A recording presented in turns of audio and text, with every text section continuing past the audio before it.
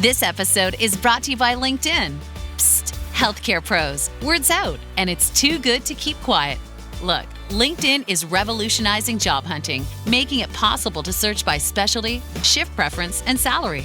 Endless scrolling is out. Whether it's a mental health therapist or dental hygienist, finding the perfect role is faster and easier than ever. Head to linkedin.com/healthcare and start your search today. This podcast is brought to you by Carvana. Carvana makes car selling fast and easy from start to finish. Enter your license plate or VIN and get a real offer in seconds, down to the penny. If you accept, Carvana will come pick up your car from your driveway. Or you can drop it off at one of our car vending machines. Either way, you get paid instantly. It's fast, transparent, and 100% online. Car selling that saves your time. That's Carvana. Carvana. Pickup fees may apply.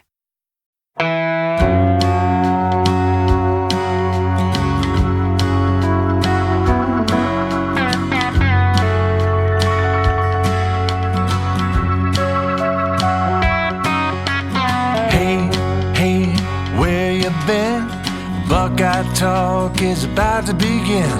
Hey, hey, hey, come on in.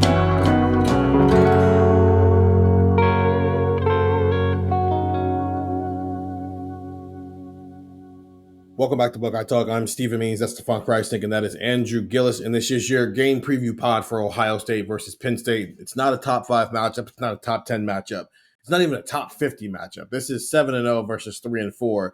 This is one team who hasn't lost a football game to a Power 4 opponent since November 30th, 2024, and another team who hasn't beaten a Power 4 opponent since November 30th, 2024. Who knew, Stefan, that would be the last time for both of these teams that they would win or lose against a Power 4 opponent? Who would have thought? Who'd have thought? Not too surprising from Ohio State's perspective. Really? I mean, after the Michigan game, it wasn't stunning to think that they would win the college football playoff and then start 7-0 this season. It's Ohio State.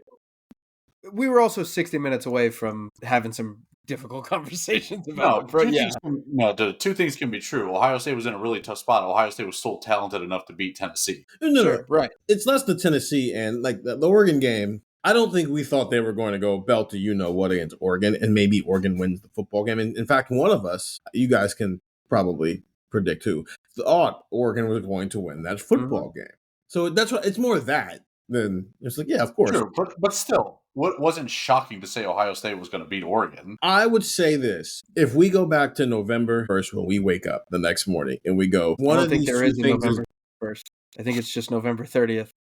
Well, all of this is crazy, so we're just going to go with 30th. The 31st. I said what I said. We wake up on Sunday morning, and I text you guys. One of these things is going to happen by the time Penn State and Ohio State get on the field for a regular season game again, because this is not counting what if they would have met in the national championship game. Penn State will go almost a calendar year before it wins another Power 4 game in the regular season. Or Ohio State is flirting with a full calendar year since they've lost a game, period. The Penn State one would definitely be more surprising. Right. Yeah. That's what I'm saying. Like, Penn State's last win over Power 4 teams were in the college football playoff. It's crazy how far they've come. This is the game preview pod, though, and so I'm going to not try to do a big picture thing. I'm going to say this instead. Gillis, I want to start with you. Penn State has the 10th most talented team in the country per 247 Sports Talent Composite. There are people on both sides of the ball who are probably going to get drafted in the spring. They were the preseason number 2 team in the country. Football-wise, how the heck did we get here? Well, football-wise, how we got here for Penn State is, I think, number 1, the quarterback, who we shouldn't spend a ton of time on because he's not going to play on Saturday, was not all that good. I don't think Drew Aller took the step that you wanted. I think in 23, he obviously had some struggles. In 24, I think you could point to him getting a little bit better and say, okay, if he maybe takes another step in 25, and it just didn't happen. He's obviously out for the year. And I mean, he was like, his numbers were not bad, but they weren't impressive. 64.8% completion percentage, 6.9 average that's yards per attempt, 8 touchdowns, 3 picks. He ran the ball okay. He did have positive rushing numbers, which, like, for a college quarterback is impressive because if you get sacked, down it goes. But like, the offense was just not what people wanted it to be. I think Nick Singleton has regressed. Katron Allen is, I think, pretty clearly the best running back in that room. Drew Aller was not what you thought. The receivers that they went and brought in, I mean, they're just not what it was. They're just not what you want. Like Kyron Hudson, Trevor Pena, and Devontae Ross, those three are just not enough to give you a valid passing attack. So the offense was not good. And frankly, I understand that they lost to Oregon and it looks like they scored 30 points. The defense played pretty well, I thought, against Oregon for Penn State. I thought the defense hung in there, and Drew Aller threw for 137 yards, and he obviously had the backbreaking pick. Like, Penn State offensively did not do anything until the end of the game. They lost Rojas on defense. I believe they lost him going into the UCLA game. You allowed 42 to UCLA, 22 to Northwestern, and 25 to Iowa. 25 to Iowa! That might be more insulting than average or than allowing 42 to UCLA. Iowa doesn't score 25 points against anybody, and Penn State allowed it. Like, they did not progress the way that you thought. Players that needed to take leaps didn't. And I think you look at that defense and see a group of guys that are not, I'm not going to say like Jim Knowles is screwing the whole thing up. I just think it's a complex defense for a bunch of guys who were already ready to go. And Jim Knowles showed up, and it might not be a great marriage. And that's the problem right now with Penn State. It's a lot, and that's on the field. That doesn't even get into the mental side of things, which I think is probably the biggest issue with this team. Okay, so let's go ahead. I was going to say that's where I wanted to go with it, is like, when you look at X's and O's, there's not a ton you can point to like why this has been as bad as it's been. I think their defense has definitely been worse than we expected, especially when you consider what they paid Jim Knowles to come over there. I think that's definitely part of it. I think, you mentioned, Stephen, that, like, I was looking at a mock, just kind of like a very generic, like, consensus, like, this is not set in stone, but it looks like they're going to have, like, close to 9 players taken in this upcoming NFL draft, right? So, like, there is still talent in terms of NFL level on this roster. I think the mental side is where you point to and say, this is where it all went wrong.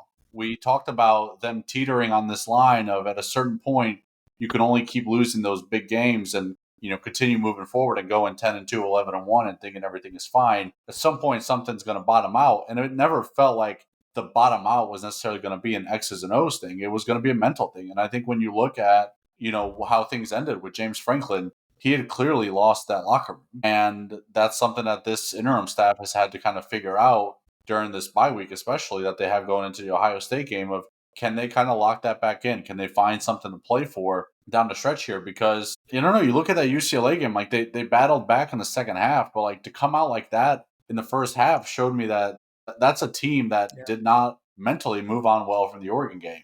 And then especially the Northwestern game, you look at that, I mean, they were done. Like, you had to fire James Franklin because he lost the locker room. It was apparent that they were not playing for anything. They were not playing for anything. And now you look at what Ryan Day talks about and saying, like, play with nothing to lose. Can they channel that, right? Can Penn State channel that now, just going, hey, you were playing for nothing and it hurts you, to, can you play with nothing to lose? And it helps you. You guys have said that a lot over the last couple of weeks. Anytime we've talked about Penn State, even jokingly, like the idea of they lost to Oregon and they kind of gave up on the season, which I think is soft. Sure.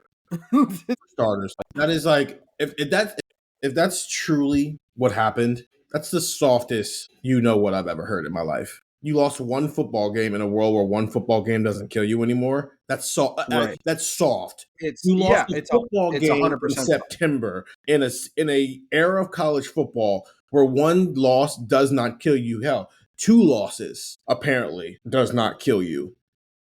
And if you're telling me that is what caused James Franklin to lose his locker room, that's soft. That's a soft culture, and that means he never had the locker room to begin with. I don't want to focus on I don't know about that.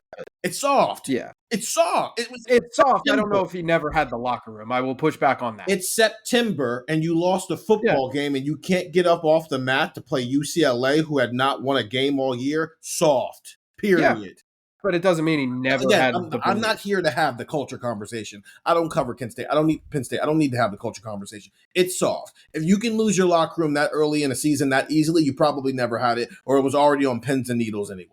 Here's what I do want to talk. I don't think Penn State's non-conference schedule did them any favors, because was this team? I guess we can start defensively then, because it sounds like that's where a lot of this is. It's like, hey man, your defense should be better than this.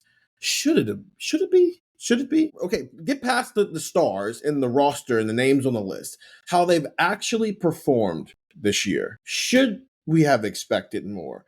Or did they spend a non-conference schedule where they got to play Nevada, Florida International, and Villanova? And so whatever issues that existed were never going to have a shiny, bright light on them because it's Nevada, Florida International, and Villanova. But did they spend those 3 games before the first bye week telling us exactly who they were and nobody was paying attention? And the reason I asked that question is this. Terry Smith, who's their cornerbacks coach, who is now their interim head coach for the rest of the year, he's been kind of on one the last couple of weeks. I don't know if you guys have paid attention to his news conferences, but it doesn't seem like he liked anything that they were doing before James Franklin got fired. Like anything on either side of the ball. And I guess we'll talk offense in a little bit. But starting with the defense, Penn State, their defense through 7 games this year, their numbers aren't terrible. They're not terrible. 19.4 points allowed per game. It's 29th nationally. 6.7 yards per play allowed. That's 17th nationally. Passing yards per attempt, 5.5. That's tied for 8th nationally. That's actually a pretty dominant passing attack, right? You look at that number, Stefan, and you say, oh, maybe Ohio State's going to struggle a little bit to throw the ball a little bit. Or at least that, like, Penn State is probably the best equipped team they've played so far to, at least contain Ohio State's passing attack when they try to throw the ball, right? When you mix in what they've done statistically, but then also some of the talent back there, right? A.J. Harris is obviously the most prominent name there as a starting quarterback, but rushing yards per attempt, 4.07, which is tied for 70th in the country. So everything about their stats screams Ohio State should probably try to run the ball on Saturday, even if it's going to make us tear our hair out, and not try to throw the ball. Except here's where all the offenses they've played rank in passing yards per attempt this year. Nevada, 6 yards per attempt. That's 126th in the country. Florida International, 6.3. That's 112th in the country. Oregon, ding, ding, ding. Oregon, who Dante Moore, 29 of 39 for 248 and 3 scores, 8.9, which is tied for 16th nationally. They finally played a good passing attack, and Dante Moore was pretty darn efficient throwing that football. UCLA, it drops right back down. 6.2, that's tied for 116th nationally. Northwestern, good football team. Not a great passing attack. 6.3 yards per attempt. That's tied for 112th nationally. And then Iowa, you just said it, Andrew. Iowa, really? They scored 30 plus, which is crazy. 5.6 passing yards per attempt. That's tied for 131st nationally. So they have played one passing attack inside of the top 111 the entire year. So even the passing yards per attempt defensively number is fraud. It's more about they haven't played good passing attacks than it is about them being so stout at keeping people from moving down the field through the air.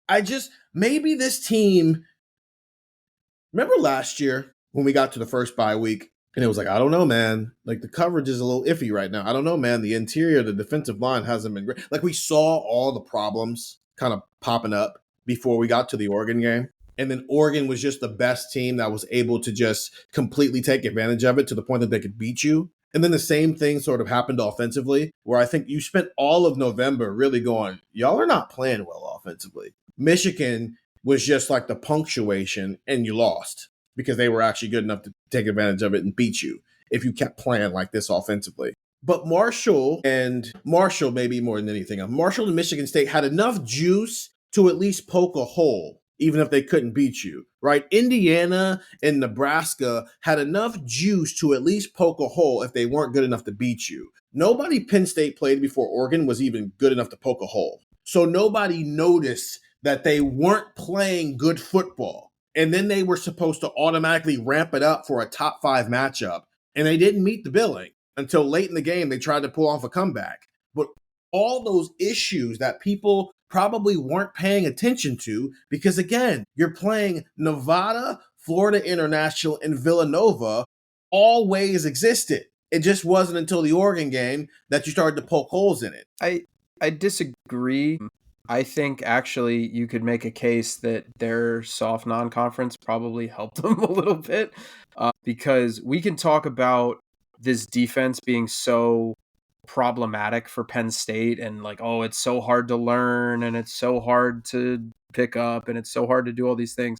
The Penn State Oregon game was 3-3 at halftime, and one of Oregon's touchdowns like happened in a play where if somebody cuts the grass an eighth of an inch lower, like I thought it was a fumble in general, but if somebody cuts the grass a little bit lower, it's a fumble and Penn State doesn't allow that touchdown. Like we could look at Dante Moore's stats and say, oh, 29 to 39, 248, 3 touchdowns. Wow. He threw for 42 yards and 2 scores in overtime. Like in regulation, it was like 200 yards. Okay, so when it was time to stop the pass, they couldn't stop the pass. When they got to the red zone, but like what I'm saying is that game was not like, I'll say this. I think the offense I think it's twofold. I think you have to look at it on offense. I think you have to look at it on defense. Right, we're starting with the defense. I think we're having two separate conversations. We're starting on defense. So I think the defensive side of the thing, no, I actually think it helped them. I actually think playing a really, really soft non-con, they allowed 11 to Nevada, 0 to FIU, and 6 to Villanova. It wasn't like, those teams were marching up and down the field on them. Did they play their sharpest? No, but I think they probably needed that buffer. Like what would have happened if they had played Pitt week 1? I don't think playing Pitt week 1 changes where this team is fundamentally at. You know what I'm saying? I think defensively they needed some games just to kind of get their feet under them, under Knowles, and to kind of solidify things. Because again, that game was 3-3 at halftime, and it was like 10-3 going into the fourth, and Penn State forced a turnover that wasn't in the red zone. And that game was very, very close, and Penn State hung in there defensively, and their offense just could not do anything. So, yeah, I think you look at it twofold. I think defensively, it helped them that they played nobody. Defensively, if they had to open against a Texas, against a massive opponent like that, I think they're in trouble. But I think it helped them that they played the Patsies in the first couple of weeks. I think, I get where you're coming from. I think that, a softer non-con schedule probably allowed them to tinker with some things and let their players get adjusted to, a new defense before they had to face a real test. But what you don't get there is you're not forced to kind of figure out what your identity is or what is your best. You're kind of just tinkering and trying to see what's your best, and then you're going to put it out there against Oregon instead of having to do it and getting an answer, whether it be through a loss or through a win.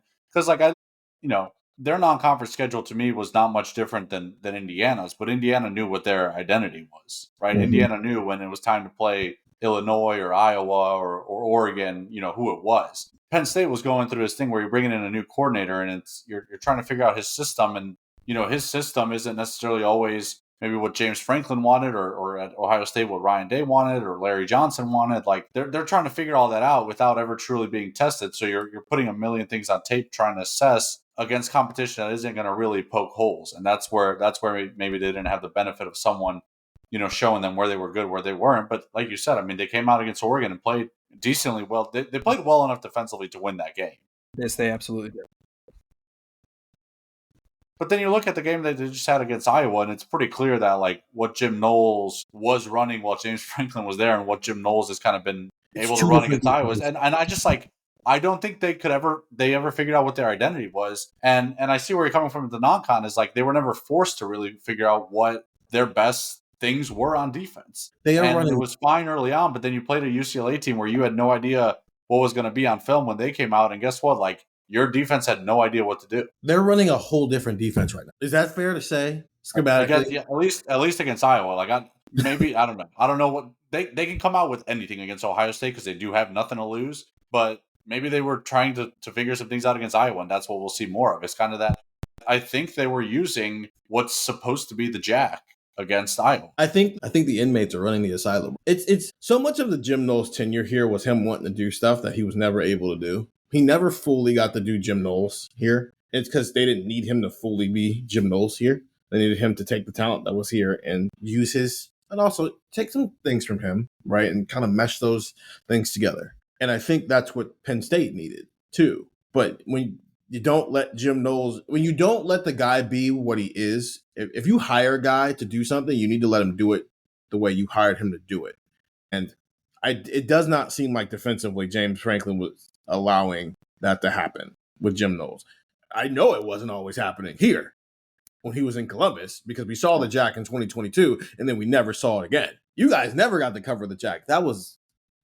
I'm tired of the new positions, man. There have been multiple times since I've been on this beat where Ohio State has introduced a position that never became anything. They have for our people listening, you guys remember the bullet? I never became much of anything. Now you've got the jack. That never became anything. Now we just have Arvell Reese. And you don't need a name for that. You just tell Arvell to go be Arvell. But defensively, they're doing some different stuff. And now they've had a week off to really dive into some things. Do I think it's going to matter? Do I think they're going to stop Ohio State from scoring points on Saturday? No. But I do think that a week off and nobody's really in charge in an official manner. They have an interim, but the inmates are kind of running the asylum. They're trying some new stuff. And I do think Jim Knowles, at least for a quarter, can throw some things out there that he hasn't really gotten a chance to dive into since he left Oklahoma State. Now, what does that mean defensively? I don't know. Ohio State might still be up 21-0 after the first quarter, but it just means they're doing some different stuff than they were doing beforehand. And maybe you get a better result for the rest of the year. But they did not get tested in the preseason schedule. So to say it helped them, Andrew, and they're sitting here at 3-4 is just like factually incorrect. They're 3-4. I don't think you could say that that's factually incorrect. When we're talking about the defense, like we said, like Stefan just said, they played well enough to win that game. If this is a defensive conversation, they played well enough to win the Oregon game. And if they win that Oregon game, they're not 4-3 if they win that Oregon game. I'll put it like that. James Franklin's rolling into Columbus, and they're not 4-3. They don't lose to UCLA. They don't lose to Northwestern. They probably don't lose to Iowa. You know the great thing about ifs? We don't work for Disney, and we don't have to do the if conversation. They have given up 30, 42, 22, and 25 in their last 4 games. Regardless of what would have happened if they would have beaten Oregon, they didn't beat Oregon. So this is where they are. But we can't act like that's not a pivot point for the rest of the season. I can act like the biggest I pivot can act point off of what actually happened, not what would have happened if they would have beaten Oregon. If they what actually happened was an injury. There's a massive injury where their defense notably lost Rojas, switch. Yeah. Okay, I think that has nothing to do with who they played in the non-conference. That has to do with they played well defensively their first 4 games, and then all of a sudden they lose one of their best players, and now they've fallen off a cliff. Ohio State lost their first round left tackle and moved their left guard. Ohio State, that's not like Penn State's not Ohio State. We can't do that. Not if 135 FBS teams lost their starting first round left tackle, they're probably not winning a national title. Ohio State's Ohio State. We just had this conversation yesterday. Are you saying so? You guys are saying that that's the difference between why they won or lost Oregon? No, Is that what you're saying? I I know I'm being sarcastic. Not at all. To be serious here. Like, you think one player was the difference between them losing or beating Oregon? That's not what I said at all. No. I'm asking the question. They played well. No. They played well defensively to beat Oregon. Yeah. Defense wasn't the problem. I'm saying that the point where their defense really fell off a cliff coincided with the injury. So I think the injury matters more than who they played in the non-conference. If that's the two points we're talking about. I don't think it correlates because they played 2 different levels of opponent in the non-conference versus the conference. Yeah, but like if the defense was horrible against Oregon, then I'd say, yeah, their non-conference didn't expose it, but the defense was fine against Oregon.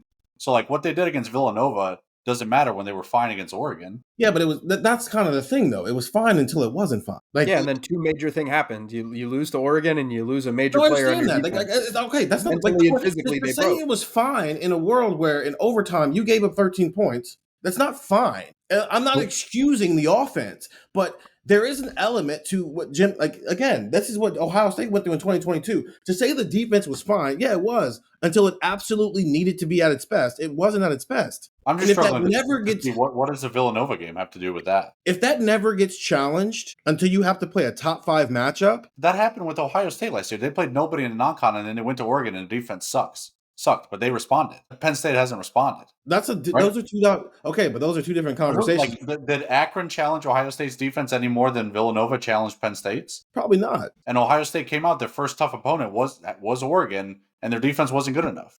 But they lost. And they had the pieces, and they were able to respond from that. Okay, so the question is, why didn't those issues get fixed? The coaching staff isn't good enough. Players aren't good enough. There could be a variety of things. I don't think anything that happened against Villanova would have changed that. I think you would have noticed it earlier if you played it better. If you played one. Well, but let me ask you this: like, okay, would you if they had played a Pitt, like an in-state rivalry, or if they had played a West Virginia local rival, I know West Virginia sucks this year, but like if they had played a Syracuse when they had Angeli, or if they had played like a team that had a decent offense, like, are we saying that like that fundamentally changes the season and it lets you know that, hey, and maybe they beat Oregon? No, or I'm saying that you I don't would think have anything fundamentally what I'm different saying was- is you would have noticed the issues sooner and fixed them before you got on the field with a top 5 opponent. Here's the fundamental difference between Ohio State's coaching staff and their coaching staff is Ohio State saw those issues when they were beating the hell out of Marshall last year. Was Penn State's coaching staff good enough to identify issues regardless of who the opponent is? Right? I mean, we always say whether a win or a loss, you should be able to identify the issues. Sonny Styles talks about how they walk into film room on Sunday and they pretend that they lost so that they could identify issues. Yeah, that's So not whether they that's didn't fix the issue, Villanova or whether that's Oregon, like I don't inside the locker room were James Franklin and his staff doing that probably. They talked. Bruce Feldman did the piece in the offseason where it's like they were scared to even like change certain things in practice because it's good enough to get us to 10-2. Sure, maybe changing it will get us to 12-0, but what if changing it falls to 8-4? Like there was a fundamental thing of like Penn State didn't know how to take that next step, whether that's finding flaws in wins, regardless of who the opponent is, whether that's adjusting how you practice and what you do in the offseason. Like there was fundamental issues with how the coaching staff approached things.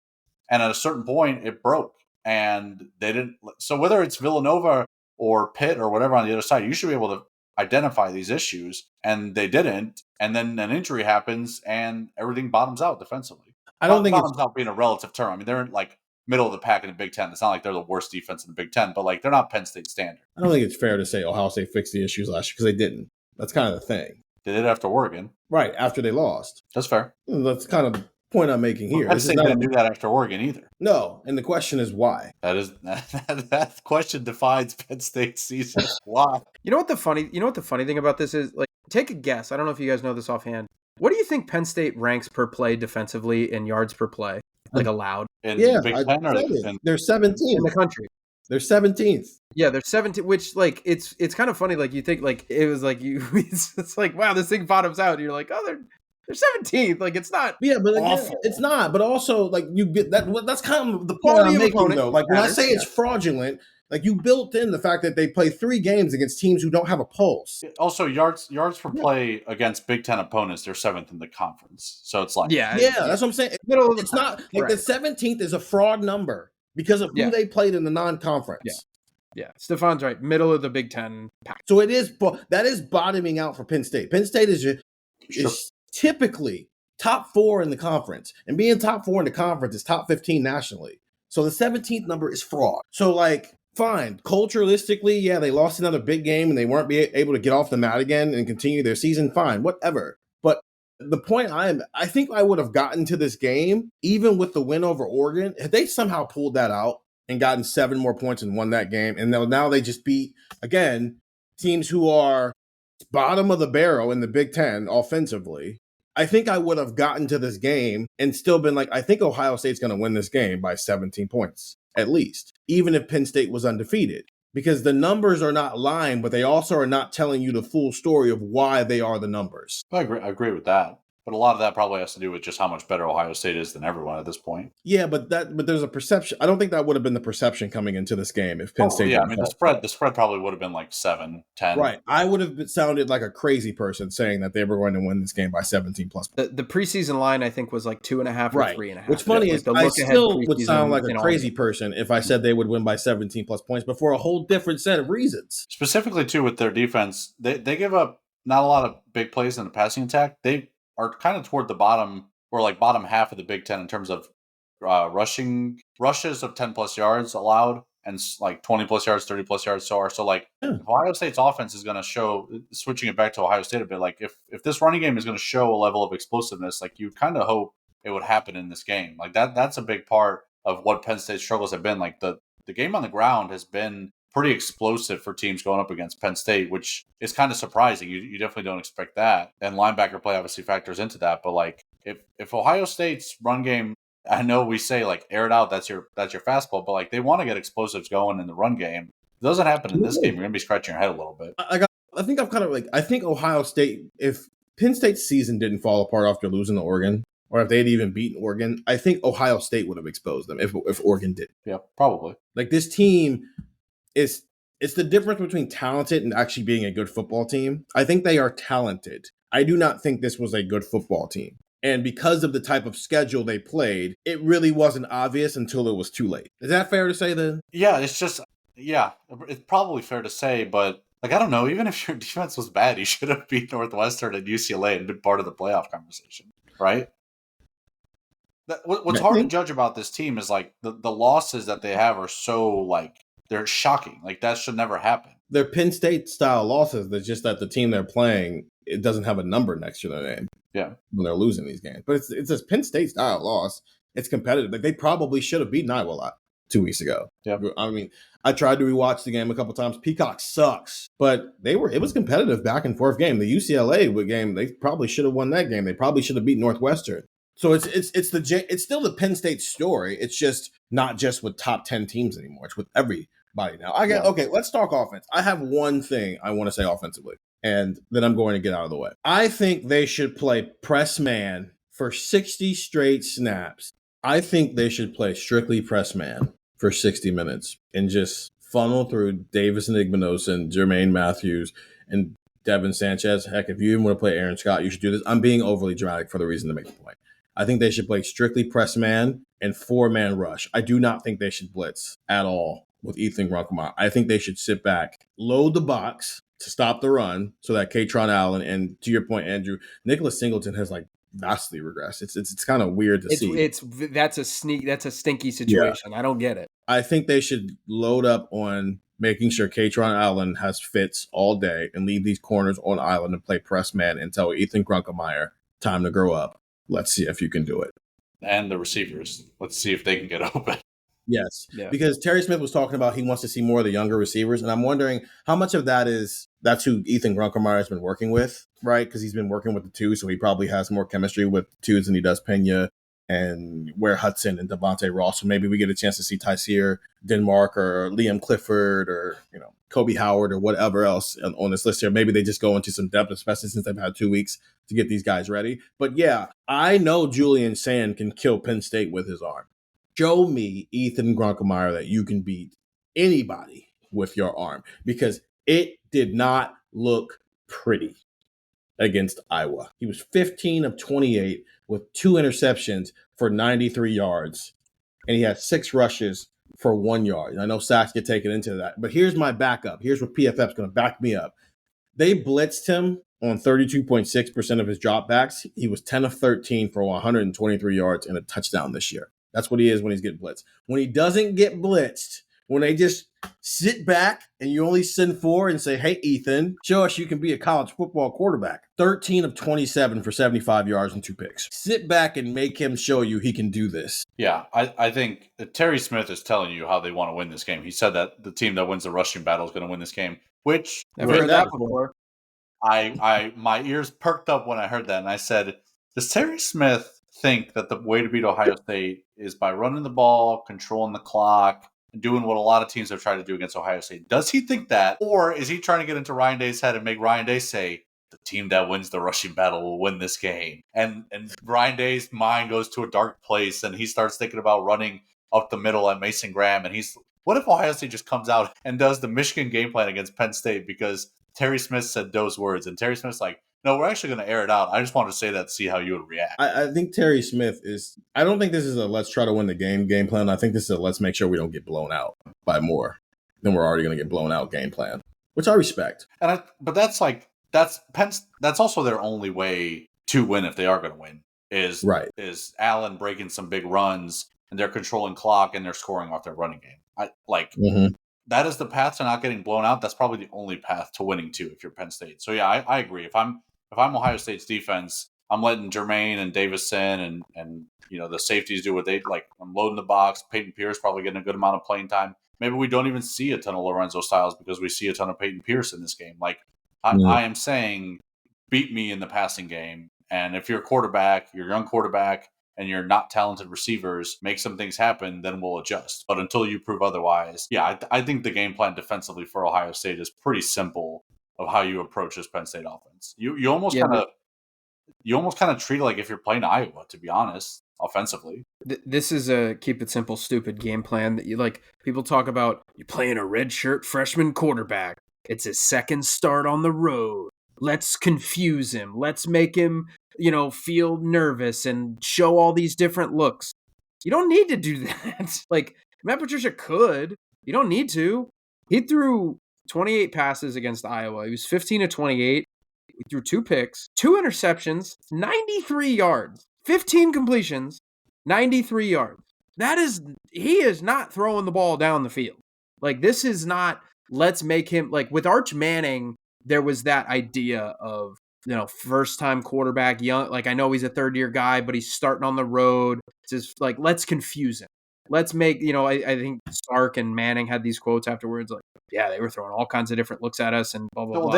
They also had guys in the perimeter who could get open. And exactly. They also had dudes on the perimeter you had to worry about. With Penn State, like the Penn State offense is going to be very, very simple. If I'm Penn State, I'm coming in here. Do you guys remember their first drive last year where they went right down the field on Ohio State and they got stopped and they kicked a field goal? It was basically like RPO with Aller. If Warren's not open, he's going to run it. That's kind of what I would do the entire game. I'm not sitting there going, oh, we're gonna show this at 1 snap or at 15 seconds on the play clock, and we're gonna jump to this with 5. Why? What's the point? Like you said, Steven, yeah. I would show what you're gonna do. I would be aggressive with it, and I would just kind of try to take away the small stuff because I think you would have to trust your defense gets after him. You would have to load the box and kind of hope that they are able to contain that running attack, which, I mean, look, Katron Allen against a good Iowa defense, 28 carries, 145 yards, and 2 scores. Katron Allen's a good running back. Yeah. You said 28 carries? 28 carries, 145 yards. That's 5.2 yards a carry. If they do that with him the rest of the season, if I'm Katron, I'm opting out of the rest of the season. Yeah, Nick Singleton, 6 carries, 15 yards. There's only 5 games left. Yeah, I know, but, like, you're not going to run me 30 million times. Yeah, Coach, my hamstring hurts. I'm out. Yeah, I have an NFL career to think about. But yeah, so that's what I do for Ohio State. Just load the box and keep everything within 5 to 10 yards and say, all right, beat us on the outsides, beat us outside the numbers, beat us. You can get creative on like a third and long or something like that if you want to, force a turnover and create some havoc.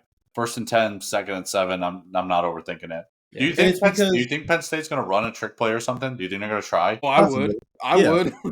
Because they've had 2 weeks to prepare for this game, I think anything is on the table. In fact, I think they might try to push it down the field a couple of times. Terry Smith was talking about that. They didn't do it before. Seriously, he doesn't sound like a man who was happy with either side of the ball and what they were doing. And I think James Franklin has come out in the past and called him like Penn State's truth teller. So he's not just BSing us. I don't think he liked the way Penn State was playing offensive defense. Jim Knowles clearly didn't like what they were doing on defense because he's doing something very different now. Even Drew Aller, right? Only 13 deep shots before he got hurt. 44 throws of 10 yards to 10 to 19 yards. All his throws are 0 to 9 yards and behind the line of scrimmage, which is why his passing yards per attempt have always been so low. And I get it. The receivers don't get open, right? So it's like there's no separation at all. And the thing is, we cover a team where there's constantly 7 yards of separation. So sometimes I think when you cover Ohio State, your like idea of what good separation, good route running looks like is thrown off because if a guy is not 5 yards open every time he runs a route, you're going, that's not a good receiver. Dude, if you create 3 yards of separation, you're fine. If you create 3 inches of separation, you're fine. That's enough window for a good quarterback to make a throw because that's what happens in the NFL. We just cover a bunch of all-pro receivers every single year because we're spoiled. There's zero. They get the type of separation I would get going up against Ohio State's corners. Like, seriously, I think the amount of separation that Trevor Pena and on down in Tyseer Denmark, if he plays a little bit more, and Kyron Ware-Hudson and Devontae Ross, the type of separation they are going from Davison Igbinosun and Jermaine Matthews and Devin Sanchez and Lorenzo Styles and Caleb Downs and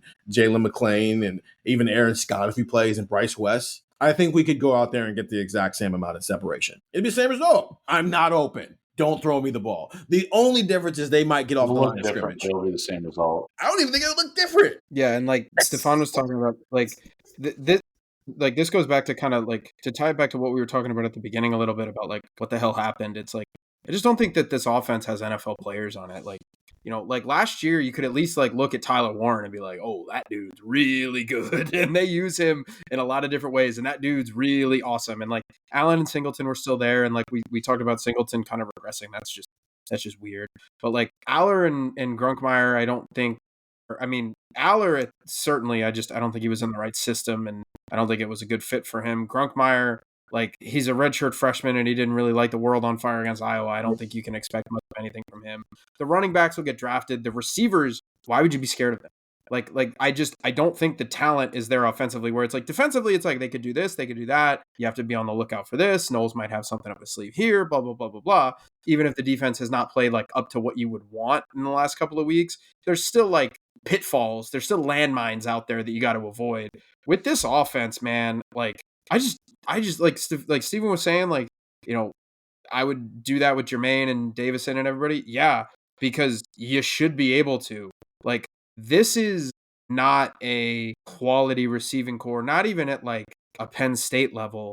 Like, this is not a quality receiving level that you would look at anywhere. Like, if we were removing the names and we just said, this is Purdue's receiving core, we would probably be like, yeah, that checks out. Like, yeah, but Purdue's had good receivers. Checks out. Like, Purdue has more good receivers over the past 5 years than Penn State has.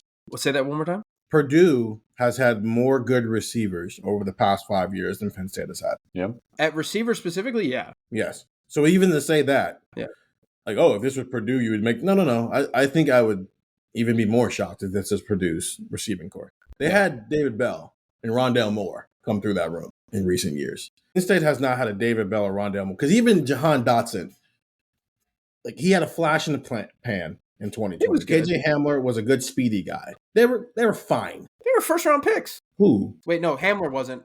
Dotson was. Was Jahan? I don't think Jahan was a first round pick. Yeah, he was a first round pick.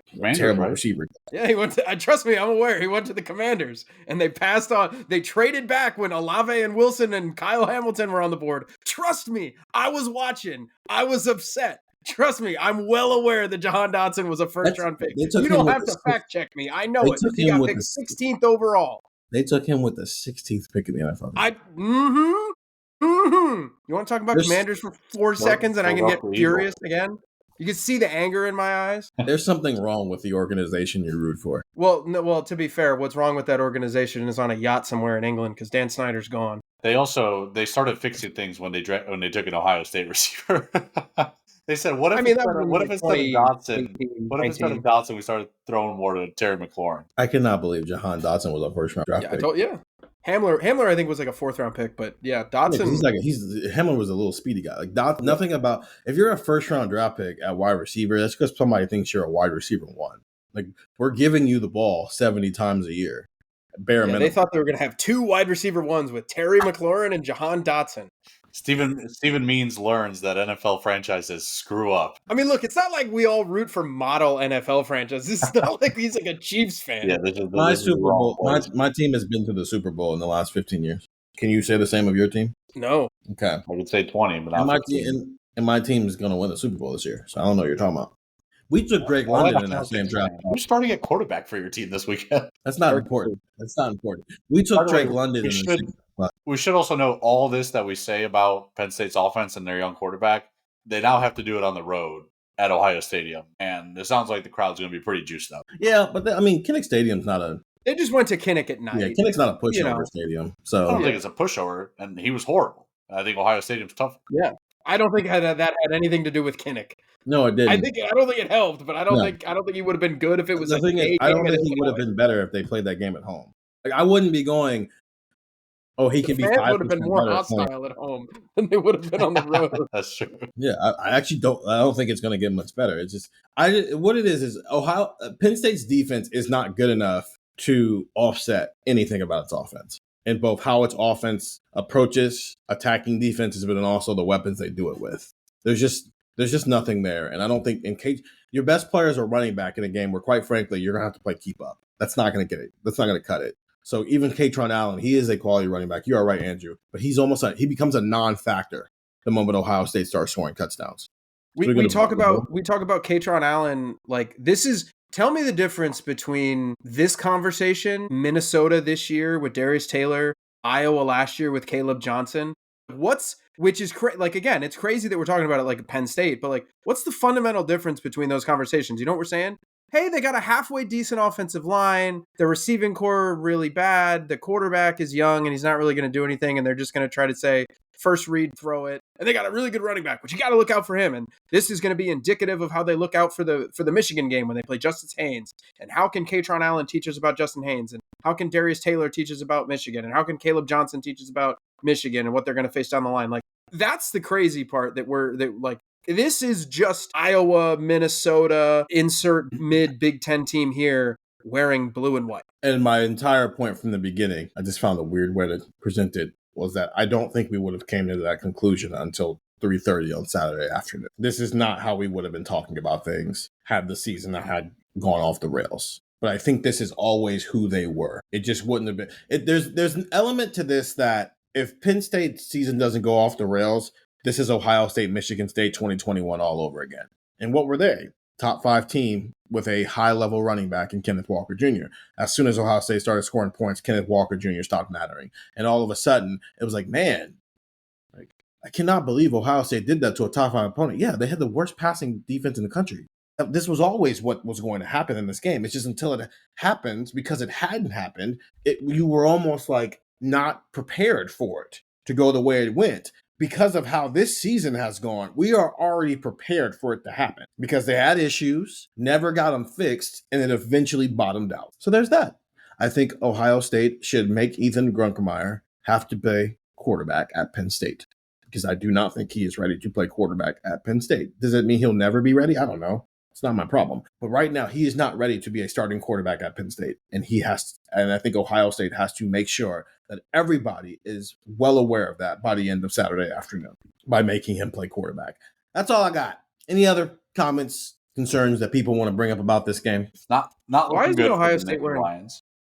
Why isn't Ohio State? So when I brought up that they should wear the black jerseys when they played Minnesota at night, there were a bunch of people in my mentions who were like, well, the reason why you can't. Huh? That's why I brought it up. I wanted you to talk about this. Really? Well, I saw the tweets. Yeah. Oh, so this is like genuine. That you like genuinely thought, okay, cool. I don't know. I was like, they should definitely wear these at night because they're playing a night game and they never get night games. They should wear their all black jerseys with their black helmets that have the Buckeye leaves that are red. And people were in my mentions saying that they don't make I don't know if they don't make the jersey or they don't make the helmet anymore. Yeah. And either way, I mean, I haven't like checked in with anybody to see if that was factually correct or not because it's not that big of a deal to me. But I don't know, man. It's millions and millions of dollars going around. You can't find 85 black helmets. You can't make 85 black helmets because they had to pay for Dante Moore to go to Oregon. Oregon got the black helmets this year. And Oregon got like Grateful Dead, like tie-dye numbers. Yeah. Ohio State's like, hey, can we have a black jersey, please? Yeah. I think that the honest answer that I would give is because it looks stupid to do it at noon. The game's at, and I've seen it. They've worn those black jerseys at noon one other time, and it was literally the first game I ever covered against Nebraska. They wore the black jerseys at noon, and it just doesn't hit the same when you're wearing black jerseys and the sun is high in the sky. Yeah. Which is probably why you also shouldn't do a blackout. But again, that's above my pay grade. And what's funny too is like Ohio State always had a good idea that this was going to be big noon no matter what happened. So they assigned this to be the blackout to begin with. I don't know. I didn't get it. I saw the argument on social media of like you want the scarlet jerseys to kind of contrast the black or the blackout in the same way that Penn State wears blue with its whiteout. And like I get that. I think Penn State, I like it when they wear blue with the whiteout. I do like the contrast. But Ohio State I think you made this point yesterday, Stephen, of like Ohio State last year did a scarlet out for Tennessee, and their team wore scarlet pants and scarlet jerseys. So it's like, I don't know, Ohio State's proven to the contrary in the past, as recently as December. So yeah, the last time they put on the black jerseys was against Wisconsin in 2022, and they had everybody wear black. That's not why Penn State does that. They do that. The reason why they wear blue at home is because those are home jerseys, and because I'm pretty sure the away team gets to pick the color that everybody wears, if I'm not mistaken. I think. I don't even know if that's true. So somebody fact check. I don't know the uniform rules, man. That's just not where my energy goes towards every week, is like figuring out what the uniform rules are. There are people who do that. Andrew Lynn, who used to cover the team, he does that. So go follow him. He knows that information better than I do. I just think I agree with Andrew. If you're going to do a blackout, do it at night and wear the freaking black jerseys. It's not that hard. I think it should be a simple procedure. There's a million different things you have to think about with football. What color to wear doesn't need to be one of those difficult things. It would have been really funny if they did a whiteout. They were like, our whiteout's better than yours. I'm going to be real with you. I think that would have been great. That Because then would have it's been like really a troll funny. job. And I'm all for the troll job. This is college football. It's okay to troll your opponent. Yeah, it is. It's tough to wear white in November in Columbus, but it would have been funny. Why? Because it gets dirty. Well, you're usually wearing jackets or hoodies, so it's like, I don't know, you bring out your white jacket. Yeah, the Penn State fans last year were like, I remember because like that was, I think it was like the same weekend, and it was like, because it was like, I think it was like the weekend of daylight savings time. And I remember like all the Penn State fans were showing up, and it was like a noon game, and they were all, because they did like the helmet stripe thing. Yeah. And they like, some of them got to wear blue, but most everybody else was wearing white. And the people that were wearing white were really struggling because it was like some of them had jackets that they had to leave on, and they were putting them on as the game wore on. Like it's a tough ask. Georgia did the helmet thing that Ohio State tried to do, and they did it much better. But also, it's easier to find red and black and white than it is gray. So that's why they did it better. They did it a couple weeks ago, and I noticed it, and I forgot to bring it up on this podcast. But yeah, wear black if you're going to the game on Saturday. If you go to the hockey game on Friday night, they're giving out a black shirt with Brutus on it to the first 500 people, and they're giving out the towels again to the first like 2,000 people, I think, who show up. Yeah, so the towels are back. Yeah, moving on. Did you think that went well? No, seriously, because like, I mean, what do we just talk ball? Like, this is. Like, I think the reason the towels have like worked at Indiana, for example, or like the Notre Dame playoff game, is because you give it out every game. People are not going to remember to bring a towel. do you think it went well against Texas when they gave them out? I think it was fine. I think the problem was you did a scarlet out with scarlet towels. I think they would look great in the blackout because everyone would be wearing black and waving red towels. I think you need to have some level of contrast. Or like So- getting a scarlet out, time, doing white yeah. towels or something like that. So You black, see this all all the time, black, like baseball black and towels hockey. is not going to work. Yeah. But they're only giving out 2,000 towels at the hockey game. Are they giving out black towels at the football game? I don't think so either, because I think you're supposed to bring your red towels that you bought. Or pay $50 to get a new one. They're not $50. No, they're like $20. They're How not. much are they? I think they're They're like like 20 $5. If they're like 15 or 20. Regardless, I don't think people are going to go wait in line at the team shop to buy the towel. I think you have to give. I think until the tradition sticks, I think you have to give them out. I think they should have given them out for every home game this year. Yeah. And then said, this is it. Yeah. And if you want to bring it anywhere else, whatever, that's fine. But like, that's the thing. It's like, I would have made them white. I understand why you did scarlet, and like white gets dirty and blah, blah, Yeah. blah. But like, I like like Stefan was saying, you know what stinks? It's like the Oklahoma City Thunder do like a really good job of like checkerboard stuff in the playoffs, and They're like the only pro team that is good Right. at like doing that. That's because it's in the middle of Oklahoma City, man. But when No, you I mean, like I get it. when you look at a playoff game, it's like, you know, when a certain team is in the playoffs and like, let's say their color's black, you can't give out black towel. You got to give out white. You got to give out whatever other color they are. It's like, can you imagine how sick it would look on Saturday? Like if let's say everybody in that stadium wore black, like every Ohio State fan, because all the Penn State fans are going to wear white. It's like, all right, all the Ohio State fans wear black, and then the red towels are out. Like the red towels would look really good on top of the black. Or if it was a scarlet out, the white towels would look really good on top of that. Like it's The basic Thunder color board, man. Yeah, the Thunder also only have to do it for like 20,000 people. Yeah, Versus- 100,000. My favorite thing about the V towel is it has the directions on them. Be the best fans in the land. Grab by the corner and wave in the air. Repeat. Bring it back to the next game. I had a towel from the first game, and then I just decided I gave it away to a kid who was one of the Boy Scouts who sit in that section near where the Ohio State entrance is. And because I completely forgot that they were only going to do it for one game, but they gave them out for free. I probably should have kept the towel. Did you Then I could have. Did you give him a towel or you give him the towel? I gave him the. If I gave him a towel, that's a little weird. I had a the towel. If I'd have just gave him a towel, that'd have been a little weird. You Me had- giving a towel you to a had- kid. Yeah. So yeah, you're right though, Stefan. They are $5 at Go Buckeyes. Are they gonna mail? They're gonna mail you a towel? Is it overnight? Because like, if I bought it, people are listening to this on a Friday. If I bought it right now, am I gonna have it in If time for? you're listening at Probably this not. point, I would say buy them at the stadium. I think they're outside section like 24 or whatever. At least the team shop that we always walk by, they have them. So I shouldn't. No Go to free Go ads, Buckeyes. but go buy the towel. I mean, we're here.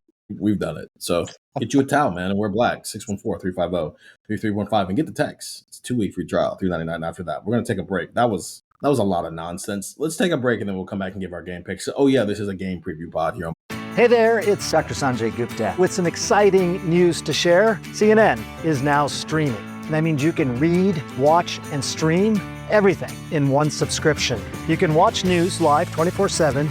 You can also explore catch-up videos and explainer videos, and you can also watch a library of CNN's originals, including my latest documentary, It Doesn't Have to Hurt.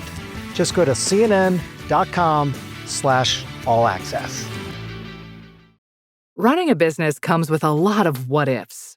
But luckily, there's a simple answer to them. Shopify. It's the commerce platform behind millions of businesses, including Thrive Cosmetics and Momofuku. And it'll help you with everything you need.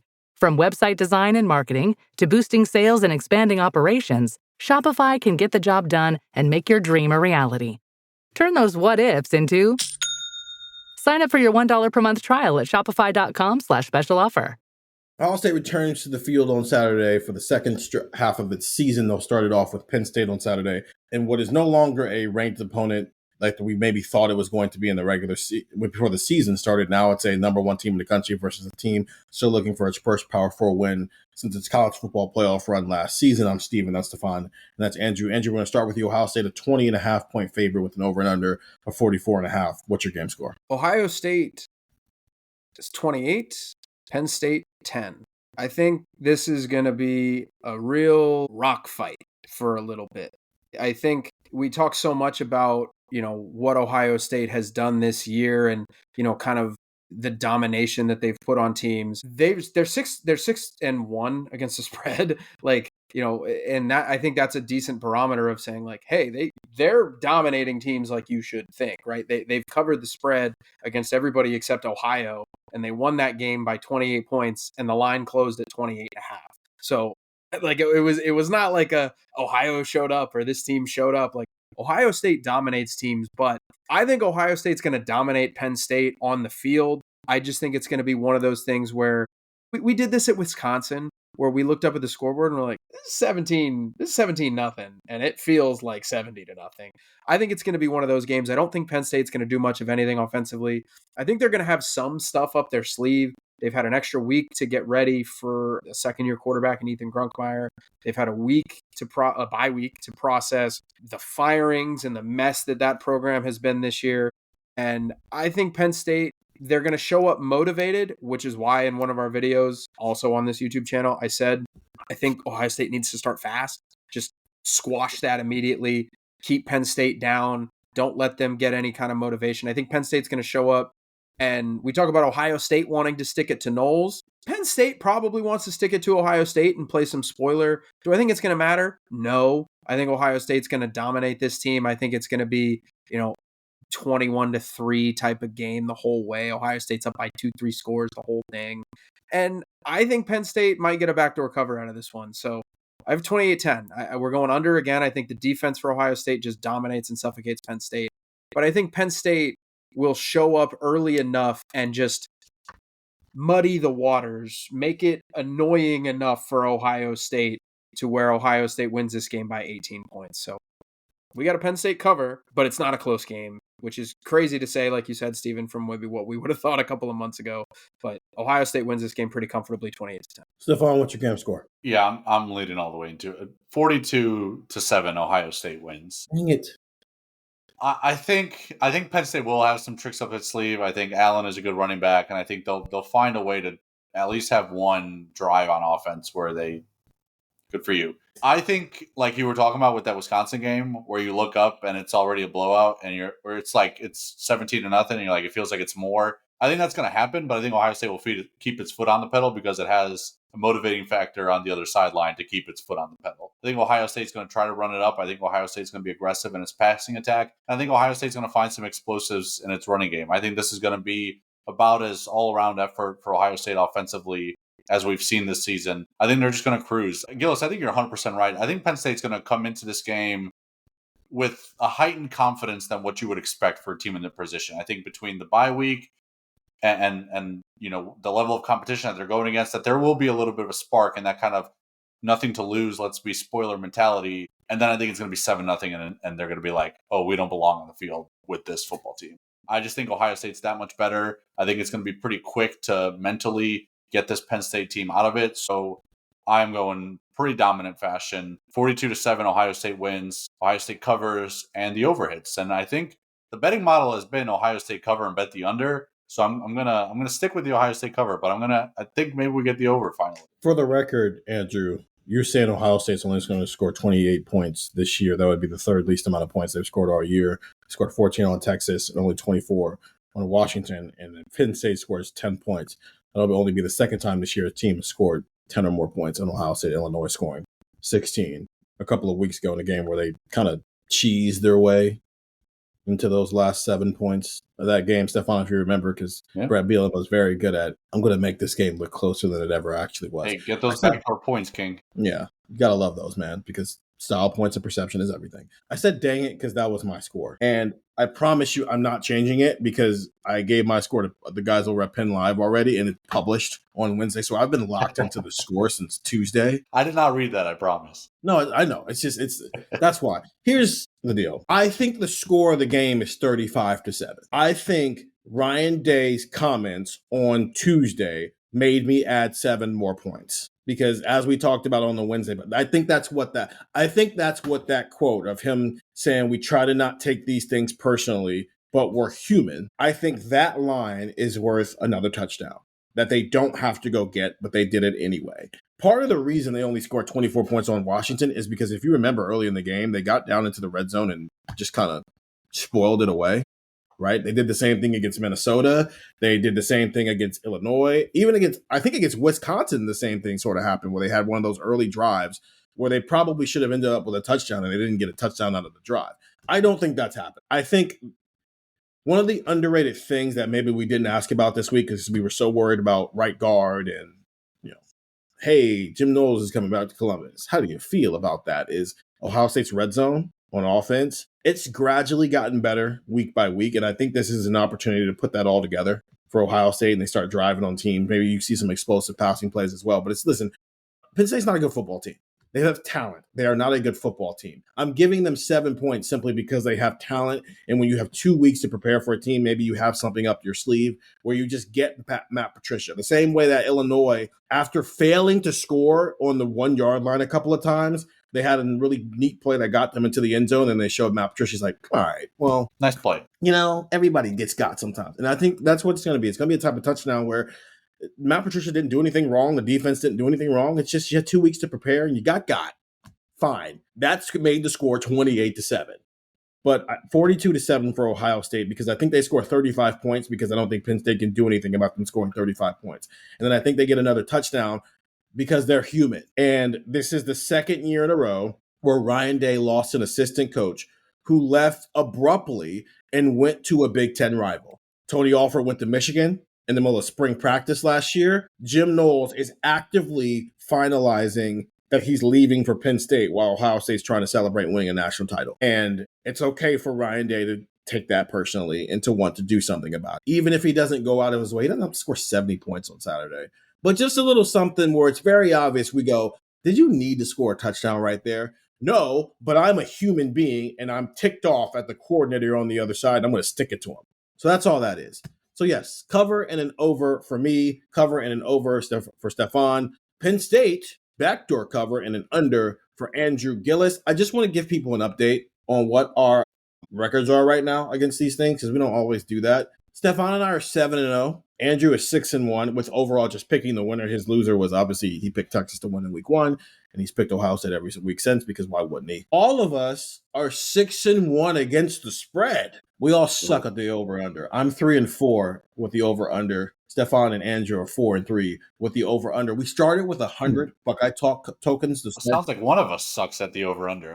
We're above 500. That's winning, baby. Even hey, well, you can't say Penn State stinks, and then you have the same record as Penn State picking the over-under. And yeah, you know what? You saw it. You saw signs of it in the non-conference schedule that I was going to be terrible. If you saw that, but we start with 100 Buckeye Talk tokens at the beginning of the year. I am up to 166.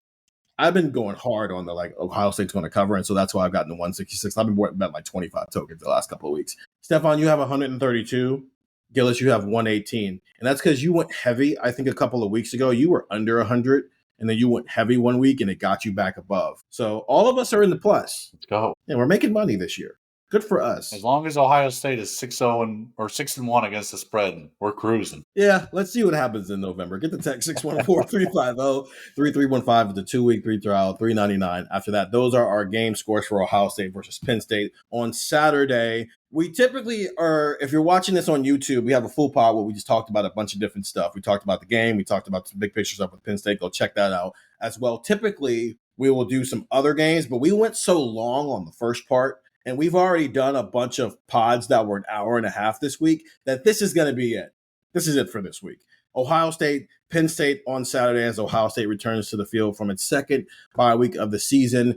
This is also the last game before the first college football playoff ranking, so obviously we'll be deep diving into that after this game. We're going live after the game as well, so go join us on this YouTube channel. And again, get the text 614-350-3315, 2-week free trial, $3.99 after that. For Stefan Krajisnik and Andrew Gillis, I'm Stephen Means. Talk to you guys after the game.